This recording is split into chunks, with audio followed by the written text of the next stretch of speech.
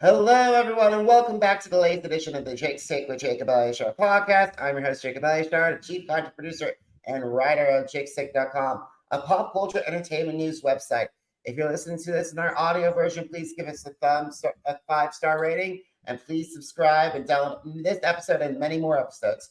If you're watching this on our YouTube channel, please give us a thumbs up, please subscribe, and please share this video.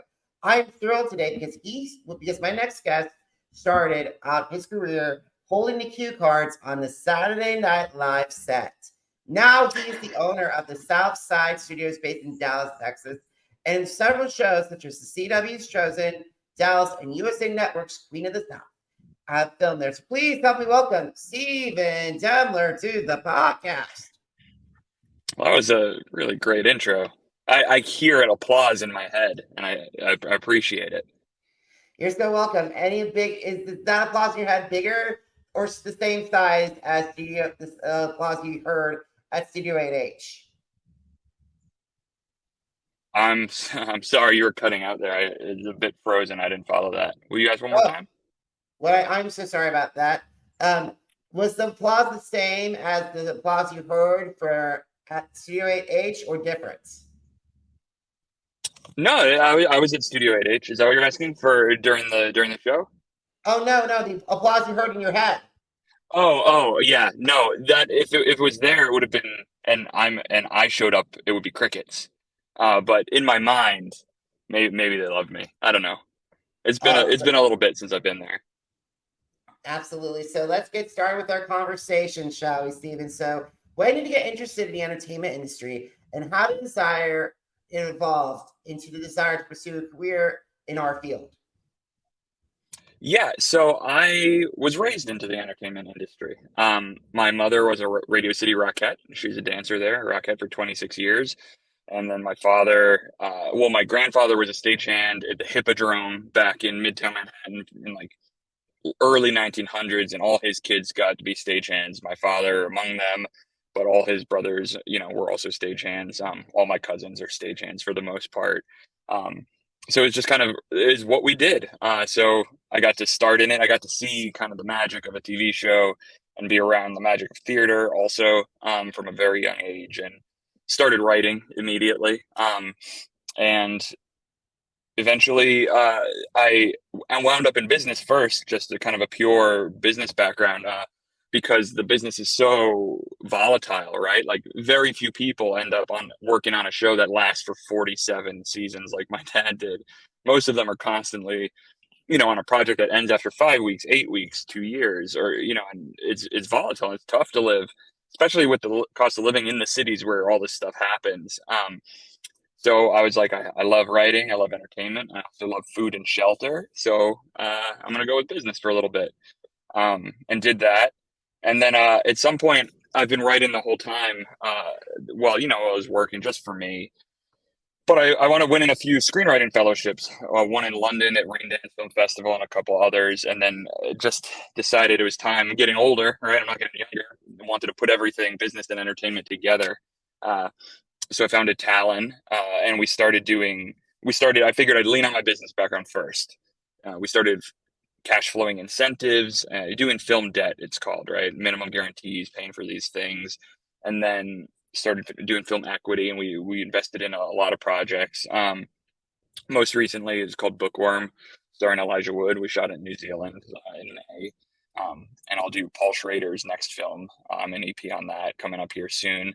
And in the course of film investing, the studio in Dallas fell into my lap. Somebody I know introduced me to the owner of it, who is a great person, but a property developer that had scooped it up when it was kind of in dire straits. And things shot there, right? But it's not his business, so it wasn't optimized and wasn't loved on the way it could be. So I went to him and said, let's do this together. You invest this property, I'll invest everything else to bring it from 1983 into 2023. I'll run it, I'll fill it, I'll do the rest, if you'd partner with me. And then he went for it. So we're off and running. For step one is rebuild. And congratulations on the rebuilding process. And I also got to say, it must be very difficult because you have since you come from a show business family and you're like, how do you stand out? Because you have a long legacy. Sure. I think starting in business is how it happened, right? And I'm circling back now to entertainment. So not many creatives, which I fancy myself as, right, spend the time, and I hear myself saying right a lot, spend the time to do business, right, and learn the mechanics of it and build credibility there, establish a track record there, so that when they have an entertainment based project, they can lean on that network and say, trust me, yes, it looks a little different than maybe, trading at a hedge fund does, but the nuts and bolts of the business side of it are the same, and I can control that, and I can understand that, and I can guide us through that, and efficiently. So it's a mix of that, and it's business people trust me because of the entertainment background, and the creative people trust me because I have a creative background also. Amidst all of this, I'm actually at NYU Tish's graduate dramatic writing program, doing the MFA right now. So I'm both things, or I aspire rather to be both things, and that helps win business. Absolutely, absolutely. So early in your career, we began your career actually holding cue cards on SNL and Studio HH. So what were some of the lessons that you learned from your time there that helped you grow in your professional career? Sure. There's two that stand out. The first is 30 seconds is a long time. So it's that thing where when I first started and Chris Kelly, who was the stage manager, would, scream that there were 30 seconds till back from commercial, I get really intense and jittery and anxious and worked up. And then over time, I kind of understood how much time that actually is. So it kind of gave me perspective on my anxieties, right? And understanding how there's time to achieve most things you want to, right? Um, and then the other is don't let the I'm going to mess up the phrase. Don't let great be the enemy of good enough. And that show is a great example because it starts at 11:30. The sketches aren't always done at 11:30. The jokes aren't perfect. Nothing's always perfectly refined like it might be on a film that was planned for 6 years, or 6 months. Um, this was planned for 5 days. And it has to go, right? So there's a level of being comfortable with the reality of your situation and doing the best you can given the reality in front of you. Absolutely. And I got to say, I am so envious because it sounds like Studio 8H is one of the best training grounds for any professional in the entertainment industry. I think so. I mean, live TV is scary, and it's intense and it's fast, but that crew there is easily the best in the world, right? You go, and if you watch the show, if you're lucky enough to get a ticket in the outrageous lottery, um, it looks like insane people running around. Just like the anthill was knocked over and everybody's freaking out trying to get back underground before it rains, and then all of a sudden, 90 minutes appears on air, and it's usually pretty good. It's really, one, inspiring, two, educational to watch that crew work. Absolutely. So you mentioned that you were part of you went into the business acumen, but also you came back. So what were been some of the challenges that you faced staying in the entertainment industry, and how did you overcome those obstacles? Business challenges in entertainment. Yeah. The first thing is, if this is a phrase some producers might use, I wanted to start in film debt because there's security there. There's a minimum guarantee, there's a tax incentive, which means a local government or a state government is underwriting your investment, and that's a lot safer than just the film or some other business. Therefore, there's a lot more competition to cash flow that. So producers might say you can throw a rock and hit a debt lender. So the first challenge was convincing people to go with me, who, when I started, had no background in it, no track record in it. I had to make them want to work with me when there were plenty of other options, right? It's a lot harder to find investors in film equity who are just putting in cash saying, make the film. I hope it makes more money than we gave you. That's a lot harder to find, but the debt's not. So the challenge one was convincing people to pick me, right? Let me participate in their projects via debt.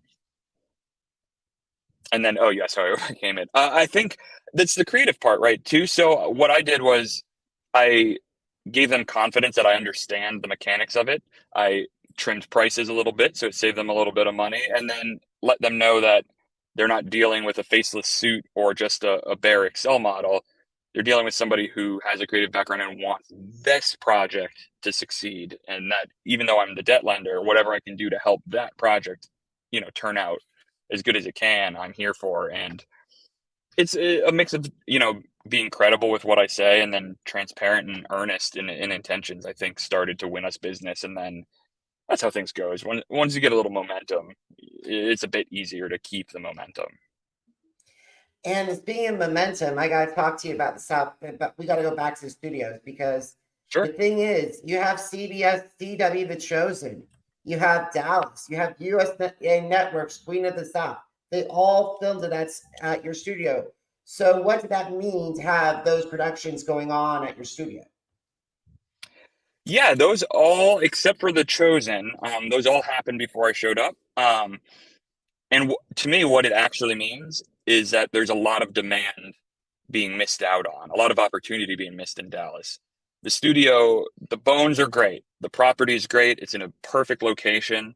Um, but it wasn't built to be a professional grade soundstage or studio space, right? It was missing it's missing a lot as it currently stands. And yet, all those shows you just mentioned still shot there. And that's because there's such a need for content creation space and such a lack of it, right? The demand and supply is out of whack. That if we come in and build a proper institutional grade studio with 5 sound stages and post production facilities, a screening theater, and all this that we're going to do, we should be able to capture a lot more of the projects of that caliber and higher, right? That's going on. And not to mention the fact that, so just to let you know, we still have, there's places like, how do you hope that Southside Studios will help Dallas bring more entertainment productions to that city over the Los Angeles, the Atlantas, the Vancouvers, the New Yorks, the Chicagos? Yeah, the honest answer is it can't do it by itself. The Texas Film Commission improving the incentive from 20 million to 200 million is a big deal. It's 10x. However, the percentages of the rebates at each budget level did not change, and that's still so it's more competitive. It's much more competitive now with the 200 million, but it still lags very much behind Louisiana and Georgia, and some of the upstate New York has 35% top incentive, and ours is 20. That's you're talking about 15% of millions of dollars. It's really meaningful to not be there. So uh, we're in a better position, right? So the best way to win is for studios like Southside and a couple in Austin, right, to ensure that we're top quality and then be really creative in how we pitch the studio to these projects, which is something I'm doing since we managed to do this whole studio deal with zero debt. We have no bills to pay. We have no lenders. We have no creditors. It's just our studio. So I can do whatever I want. And I'm going to bring in the projects in. One of those things we're going to do is offer reputable production companies the chance to shoot 3 films in the studio where they pay market rate for the first 2 and they pay nothing for the third one. That way it blends their cost. It reduces it by a third approximately, right, across all 3. Other studios that have creditors and mortgages and bills, and they can't do that, but we can, and hopefully cost savings like that will help offset the weakness of the relative weakness of the even improved Texas incentive. And right now, as of this recording right now, we're in the middle of both the SAG-AFTRA strike and the WGA strike. So how is Southside Mm-hmm. Studios keeping an eye on the strike? And what are your hopes that once the strike is over, how are you guys going to market to them? Sure. So, first of all, I think this strike was needed, and I'm, I stand with SAG and WGA. There's an imbalance, right? It doesn't need to be an extreme swing one way or the other, but something sustainable has to come out of it. And being at this program at Tisch that I'm at, it's my classmates and colleagues and all, are all looking after this worried. They just want to be able to do their thing and provide great writing for these big companies and studios to make great content on at a livable wage. For the studio, in truth, it doesn't affect us very much because we're doing a ground up renovation. So like I said, we're about to finalize the design phase next week. And then the reality of construction is it's weeks and weeks and weeks of documentation, weeks and weeks of contractors bidding on the project, weeks and weeks and weeks of permitting, and then they actually build the thing for a couple months, and then we're open. So I I think this timing of the strike is probably great for the studio because we're kind of, you know, we're not completely shut down, but we're largely offline while this renovation happens. So it's better than I agree with your stance on it. I think that it definitely helps you out. That this like having this one is because it's like basically you're rebuilding while this happens. And have you guys thought of a game plan once both strikes have been resolved? Yeah. So Talon it's a film fund in addition to the studio. So we're gonna do things from offer the cheapest possible debt to any project that shoots in our studio. So if project A goes out and gets some incentive and all the market for their debt is 15%, and they show me that, I'll do 13 without question. Uh, we're also on a project by project basis offer equity to projects. And then we're going out, and because I have a track record of producing films with Firefly Films and Spectravision, and I'm working with, like I said, Paul Schrader's company now. We're going to go out to these reputable but indie size studios and offer deals that make packages of films, two or three or four, more economical for them if they shoot it with us, and we'll remove as many burdens as we can to make it just to add on to the Texas state incentive and kind of make it desirable to come shoot for us. But that would be the goal for the studios. We have a few buildings with many sound stages. I want one of them to kind of be dedicated to one or two or three reputable production companies. And then the other building, we're making a really creative space for the community. So it'll have an LED volume soundstage. It's going to have a WeWork type office space where creatives can come in and have space, but also in virtue of their participation in that, have credits for the sound stages and the LED volume and the 30-person screening theater. Um, and then also in addition to that, we'll be running a bunch of events. We hope to participate in the Dallas Film Festival, Oak Cliff Film Festival. I'm producing a podcast I can't say yet that will have a bunch of live events with some really exciting people, and we're going to have those live events at the studio as well.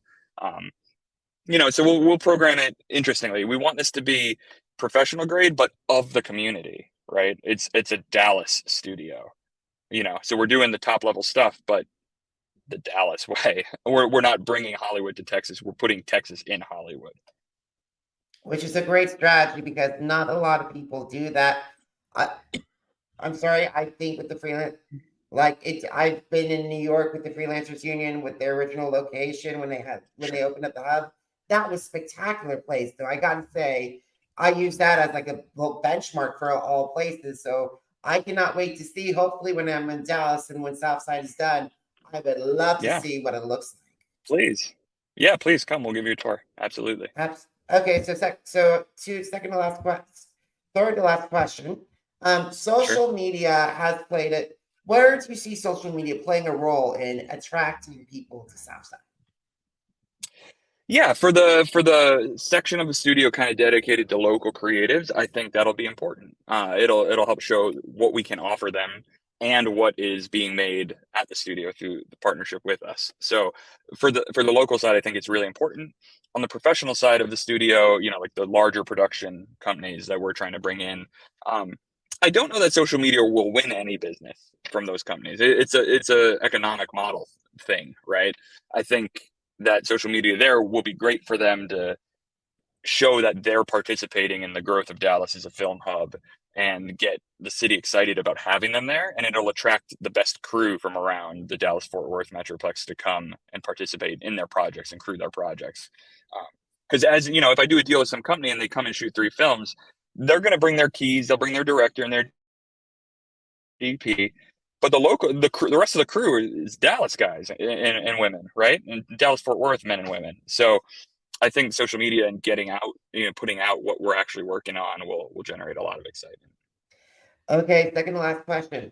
Why should filmmakers be ready to sign up for Southside Studio? Sure. So Southside Studios is going to be the only state-of-the-art production facility inside of the Dallas border, right? There's some other opportunities and they're smaller, and for certain creators, they're actually really great. Some of the other smaller studio spaces around town. Um, but what they get with us is the same quality and caliber that you would get in LA or New York City, and they'll get it at a reasonable rate. They're going to have access to, again, post-production facilities, a theater, 15,000 square feet of props, a mill, a warehouse, LED volumes, 5 sound stages, production offices, 6 cast and crew trailers, and the list goes on. And it'll all be kind of bundled in as part of their membership and participation. And, again, access to cheap debt for projects that require it, the possibility to pitch for equity as well. That'll be a project by project. And then also my hope is to stand up a couple programs where some smaller films from newer filmmakers, assuming the studio achieves a certain level that we're aiming at. And then something we want to introduce after that is to basically do a grant program where one film a year gets 2 or 3 weeks where they come in and can use all of our equipment for free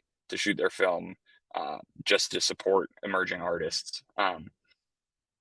Yeah, I think that's pretty competitive, right? And it's run. A lot of studios aren't run by a very well capitalized film fund, also. So we're playing both sides. You know what I mean? We're making the films, and therefore we get to dictate where some films get made. That's just how it is, right? And we can also support other filmmakers with other funding to come in and shooting economically at our studio. Awesome. I'm glad to hear that. I hope that a lot of Dallas and Fort Worth filmmakers take you up on your offer, because I definitely think they're going to definitely have in a lot of capable hands. Alrighty, so final question. Are you ready? I'm ready. Where can my listeners and my viewers check out the progress of Southside Studios? And if they're aspiring filmmakers or like want to be part of the community, how can they contact you to learn more about it? Sure. The best way is our Instagram, which is at Talon, Talon Entertainment. That's the best way. We're super responsive, the team there. And they can, they'll connect to me, or we have a team. They can always connect you to the right person on the team managing the right thing. I also want to call out another great person if they are local and want to get involved in the Dallas-Fort Worth film community. The Dallas Film Commissioner, Tony Armour, is an invaluable resource, and much of the reason that I ever learned about Southside as an opportunity and got excited about it was due to him. So lean on the Dallas Film Commission as well as Talon and Southside. Awesome. So, guys, have you missed an episode of the Jake Sick with Jacob Elyachar Podcast? Well, visit our channels on Apple Podcasts, Deezer, Google Podcasts, iHeartRadio, Podcast Addict, Spotify, and Spreaker. Jake Sick with Jacob Elyachar, JACOBELYACHAR. Now, are you on social media? Because I'm on social media too. Facebook, Instagram, Threads, Twitter, and YouTube. Jacob Elyachar, JACOBELYACHAR. And if you want to learn more about more of my interviews, find out what's going on with America's Got Talent and what's going on with Masked Singer, visit jakes-shake.com. Once again, jakes-shake.com. Steven, thank you so much for coming on to my podcast today. I'm so excited to learn about the studio, and I cannot wait to have you back to learn more about your studio and your progress. So thank you so much for taking time out of your schedule to talk with me today. I really appreciate it. Thank you. Thank you for having me. We look forward to doing it again sometime. Thank you. And guys, thank you so much for watching. Thank you so much for listening. Until next time, goodbye, everybody.